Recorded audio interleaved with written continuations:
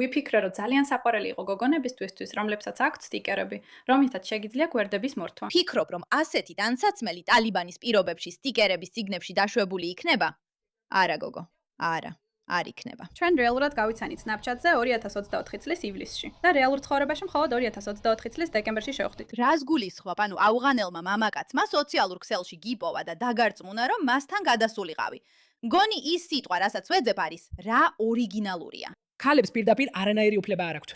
ეს იქნება ის, რასაც შენ გადიხარ და ჩემი მცირე კვლევით მისმა ქმარმა მართლაც სცადა ვიზის მიღება ამერიკაში ჩამოსასვლელად, მაგრამ მას უარი უთხრეს, რადგან ავღანეთი შეზღუდულ ქვეყნების სიაშია. ეს სულელი ქალი ავღანეთში გადადის საცხოვრებლად, რათა იქ დაქორწინდეს თავის შეყვარებულზე. ის ამერიკელია, ლიბერალია და სულელია. და თვითონ ავღანელებიც კი წერენ კომენტარებში, ნუ გააკეთებ ამას, რადგან ავღანეთს თალიბანი მართავს. გულისხმობ, რამდენად სულელი უნდა იყოს ადამიანი, რომ იფიქროს, სიყვარული ყველაფერს დაამარცხებს. არ ურეკავს რადიკალურ ჯიჰადისტებს.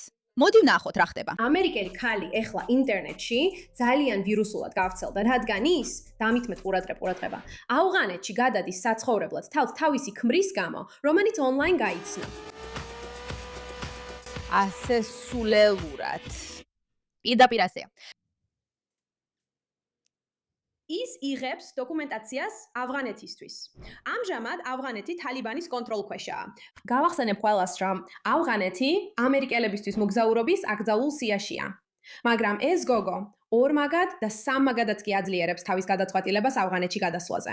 ის ამბობს, ინტერნეტმა მითხრა, რომ არ წავსულიყავი ავღანეთში 8-17-ზე, რომ ჩემი ქმრის გვერდით ყოფილიყავი. აბა რას აპირებს? მოდით გავიგოთ. ის ადრე გადადის.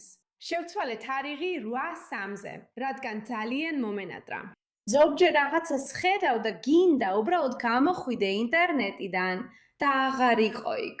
საუბარი იმაზე, რომ აღარ იყო ინტერნეტში, ალბათ მართლა აღარ იქნება, როცა ავღანეთში გადავა. ისინი ძალიან არ უყვართ სოციალური მედია, განსაკუთრებით კი ქალების ყოფნა სოციალურ მედიაში. არა, ნამდვილად არ უყვართ. და ის სრულიად სულელია. და ფიქრობ, როგორც საზოგადოებამ, უნდა ვკითხოთ საკუთარ თავს, როგორ შეიძლება ამერიკელი გოგონა ასეთ იდიოტურ ნაბიჯზე წავიდეს. სულელური, შეშლილი, უაზრო საქციელი. სამთუხარო ის არის, რომ ალბათ არასდროს ვიხილავთ მეორე ნაწილს და ვერ გავიგებთ რა მოხდა შემდეგ, რადგან დიდი ალბათობით მას აღარასდროს ექნება თავისუფლება.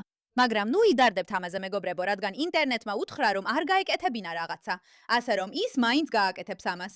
მე ვარ ამერიკელი, რომელიც ავღანეთში გადადის საცხოვრებლად და ეს არის მეორე ნაწილი იმ ყველაფრისა, რაც ჩემი ქმრის ოჯახისგან საჩუქრად მივიღე. ეს ყველაფერი ბავშვებისთვისაა, ასთვისაა. პირველ რიგში მივიღე ეს ფერადი წიგნი. ვფიქრობ, ძალიან საყვარელია გოგონებისთვის. მასში არის სტიკერები, რომლითაც შეგიძლია გვერდები მორთო. გავაკეთოთ. მართლა ძალიან საყვარელია გოგონებისთვის. ფიქრობ, რომ ასეთი ტანსაცმელი თალიბანის დროს დასაშვები იქნება სტიკერების წიგნებში? არა, გოგონა, არა. არ იქნება. მას აქვს სტიკერები, რომლითაც შეგიძლია გვერდების მორთვა. ნახე შიშველი. ხო, რა თქმა უნდა, თალიბანზე ძალიან მოეწონება. შეგიძლია გააფერადო ისინი, შაბლონებიც და სხვა რაღაცებიც აქვს ჩაშენებული. და ბიჭებისთვის სპაიდერმენის წიგნი ავიღე. უბრალოდ ასაკითხად. რა სულელურია. ამასთან ერთად. რამდენიმე ფერადი ფანქარი და სათლელი, რომლებიც საყვარელი მომეჩვენა. ასევე ავიღე რამდენიმე თავსატეხი. ავიღე 48 ნაწილიანი Toy Story. შენ პირდაპირ ფიქრობ, რომ ავღანეთში წახვალ თალიბანის მმართველობის ქვეშ საცხოვრებლად და ამ დროს ფიქრობ, რა სათამაშოები უყიდო ამ ბავშვებს. რატომ არ უყიდი მათ, არ ვიცი. გაუპატიურებისგან თავდაცვის ნაკრებებს. 350 ნაწილიანი კოტეჯი, 500 ნაწილიანი ფერადი. ამას ვერ უყურებ. თითქოს ეს ავღანეთში ჩვეულებრივი რამეა, მაგრამ მართლა ასეა. იგივეა ამ შემთხვევაშიც. მგონია, რომ ეს ძალიან საყვარელია და შეგიძლია ააშენო, მერე შეინახო და სადმე დადო როგორც დეკორაცია. და ბოლოს ვიყიდე ეს SpongeBob-ის ბარათები. მართლა ოდესმე გინახავს ესეთი ადამიანი. მე მგონი ინტერნეტში უფრო რეალობას მოწყვეტილი ადამიანი არ მინახავს. მოხედე, მე ინტერნეტში სულელურ რაღაცებს უყურებ სამსახურის გამო და მაინც არ ვიცი. მე მგონი ამ სულელ ქალს ყველა საჯობა. ყველაფერში პირველია. შეხედე მის რეაქციას. ინტერნეტმა მითხრა, რომ ავღანეთში არ წავსულიყავი 8-17-ზე, რომ ჩემს ქმართან ყოფილიყავი. ასე რომ მე შევცვალე და 8-3-ზე გადავიტანე. ეს ხო უბრალოდ გული ამომჯდელია. აი ეს არის ის ბიჭი სხვათა შორის. რა აზრები გაქვთ? რას ფიქრობთ? კარგი ბიჭია? ეს იქნება ის ბიჭი, რომელზეც ყველა ოცნებობს, რომ დაქორწინდეს და ერთად იმოგზაუროს მთელ ქვეყანაში. იცით, როცა ვიღვიძებ და ვფიქრობ სიყვარულის ისტორიაზე, სადაც მთელ მსოფლიოს მოგზაურობ, პარიზი წარმომიდგება თვალწინ.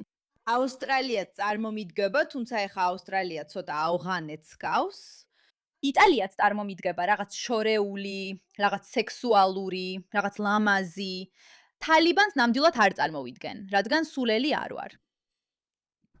ჩვენ რეალურად Snapchat-ში გავიცანთ ერთმანეთი 2024 წლის ივლისში და რეალურად მხოლოდ 2024 წლის დეკემბერში შევხვდით. რას გულისხმობ? ანუ ავღანელმა კაცმა სოციალურ ქსელში გიპოვა და დაგარწმუნა, რომ მასთან გადასულიყავი. ანუ როგორ? რა სიტყვა? მგონი ამისთვის სიტყვაც არსებობს, ნამდვილად არსებობს ასეთი სიტყვა. თითქმის დარწმუნებული ვარ. მგონი ის სიტყვა, რასაც ვეძებ, არის რა ორიგინალურია. ტალიბანი ხომ არ არის ცნობილი იმით, რომ დასავლეთის ქვეყნებიდან ხალხის გადაბირებას ცდილობს, არა? არა. Snapchat-ი. თავდაპირველად სინამდვილეში ურთიერთობის ძიებაში არ ვიყავი, მაგრამ მაინც გავცვალეთ WhatsApp-ის ნომრები. მე სატვირთოს მძღოლი ვარ, ასე რომ რა თქმა უნდა, მთელი დღე ლაპარაკი შემიძლია. და ის უბრალოდ ისეთი ადამიანი იყო, ვისთანაც საუბარი მარტივი იყო. როცა ვამბობ, რომ საუბრობდით, გულისხმობ, რომ თრეში 12-დან 15 საათამდე ვლაპარაკობდით. ალბათ უფრო მეტიც კი. მიუხედავად იმისა, რომ რეალურ ცხოვრებაში შეხვედრამდე მხოლოდ 5-დან 6 თვემდე ვსაუბრობდით, გულთბაოთ, რომ თქვა ისეთი შეგრძნება მქონდა, თითქოს უცნობს არ ხვდებოდი. რადგან იმდენი დრო გავატარეთ ერთმანეთის გაცნობაში ტელეფონით საუბრისას, რომ როცა შევხვდი, მეგონა მთელი ცხოვრება ვიცნობდი. ამ ეტაპზე უკვე 2 წელია, რაც შორმანძილზე ვართ. კარგი, არასრული 2 წელი, მაგრამ თითქმის 2 წელი. და მე უკვე ძალიან მზად ვარ, რომ მასთან ვიყო. არ აქვს მნიშვნელობა აქ, ამერიკაში თუ ავღანეთში. ასევე, და ეს უბრალოდ ჩემი აზრია. ფიქრობ, ამერიკაში მეტი ქალი უნდა გამოვიდეს ჩარჩოებიდან და უფრო ხშირად დაიწყოს ურთიერთობა ამერიკის გარეთ მცხოვრებ მამაკაცებთან.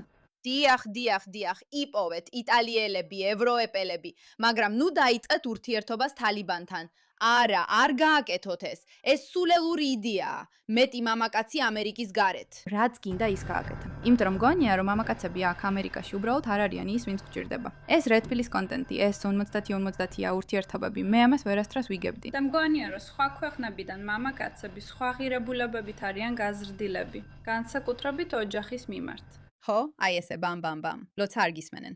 ეს თალიბანის მნიშვნელოვანი ღირებულებაა. შეგიძლია მოძებნო. ბამ. აი ესაა მათი ღირებულება. არის გაღების ნაცვლად. ისინი უბრალოდ ბამ, ხედავ? აი ამიტომ უნდა ვებრძოლოთ გიჟლიბერალებს. ეს უბრალოდ იმიტომ არ არის, რომ სულელურია და უნდა უხურო, არამედ იმიტომ, რომ ამას რეალურ ცხოვრებაში სერიოზული, გიჟური შედეგები აქვს. ამ ქალის ავღანეთში წასვლა მართლა. თუ ამერიკის მთავრობას ოდნავ მაინც აინტერესებდა და ის, არ მისცემდნენ ნებას. უბრალოდ იხუმრებდნენ. არავინ მისცემდა ნებას, რომ იმ თვითმფრინავში ასულიყო. არავინ უნდა მისცეს ნება, რომ ავღანეთში წავიდეს. ცხადია, მას აქვს თავისუფალი ნება და შეუძლია რაც უნდა ის გააკეთოს. მთავრობამ არ უნდა ჩაერიოს ასეთ საკითხებში. თუ სად მიდიხარ ან როგორ მოგზაურობ. უბრალოდ იმას გულისხმობ, რომ თეორიულად ეს ადამიანები იმდენად დარწმუნებულები არიან, იმდენად დარწმუნებულები თავიანთ სიგიჟეში, რომ გონიათ, შეუძლიათ თალიბანთან იცხოვრონ და ყველაფერი კარგად ექნებათ. პარტნიორობა. რა თქმა უნდა, ყველა ურთიერთობა განსხვავებულია, ყველა მამაკაცი განსხვავებულია, ეს უბრალოდ ჩემი პირადი გამოცდილებაა. და რისკზე წასვლა იმ ადამიანთან, ვისთანაც არასდროს მეგონა რომ შემიყვარდებოდა, იყო საუკეთესო გადაწყვეტილება, რაც კი ოდესმე მიმიღია. ვაუ, საუკეთესო გადაწყვეტილება, რაც კი ოდესმე მიგიღია. ახალგაზრდა გოგონა ხარ, გოგოსავით ფიქრობ. უკეთესი და უფრო გონივრული გადაწყვეტილებები უნდა მიიღო. თქვენ ყველა მიცით, რომ არ მიყვარს კანისთვის პროდუქტების გამოყენება, რადგან არ მინდა თავი წებოვნათ ან დახშულად ვიგრძნო, თუ უბრალოდ სისუფთავე მინდა. და ვიცი, რომ სახის რუტინის არ ქონა თითქმის დანაშაულს უდრის. მაგრამ ეხლა, როცა ვიპოვე ერთი კარგი კანის მოვლის საშუალება, ალბათ უნდა ვაღიარო, რომ მთელი ეს დრო ვწდებოდი. ხომ ხედავთ, ჯერ არ ვარ ასაკში, მაგრამ ბოლო დროს ვამჩნევ, რომ ჩემი კანი შეიცვალა და გადაწყვიტა, რომ დაბერების დროა და ეს ძალიან უხერხულია. მაგრამ ბევრი მეგობრის დაყოლიების შემდეგ გადავწყვიტე მეც მეცადა. და დიახ, ეხლა უკვე შეცვლილი ქალი ვარ. მე არ უწევ რეკლამას ისეთ რამეებს, რასაც არ ვენდობი. თქვენ ყველა მიცით როგორ ხდება ეს, მაგრამ უბრალოდ შეხედეთ, რას ფიქრობთ. და ეს მხოლოდ ჩემი გამოცდილება არ არის. OneSkin-ს უკვე 10,000-ზე მეტი ხუთვარსკვლავიანი შეფასება აქვს და ეხლა ისინი კანის ახალგაზრდობით შენარჩუნების ლიდერები არიან.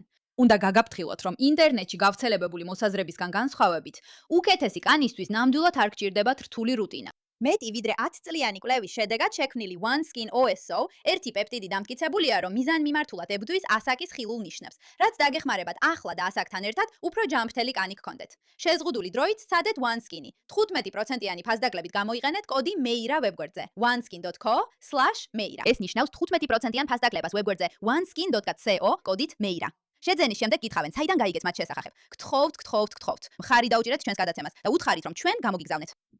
უბრალოდ მინდა შევახსენო ყველას, ვინც არ არის ინფორმირებული, რა ხდება ავღანეთში, იმიტომ რომ ეს მართლა ძალიან სერიოზულია.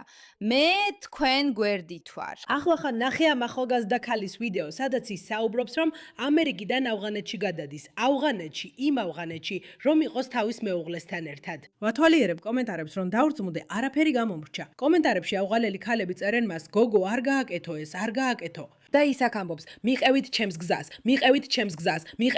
გზას. გოგო, შეერთებულ შტატებში გაიზარდე. ამ კაცს ერთხელ შეხვდი პაკისტანში, ერთხელ იყავი მასთან.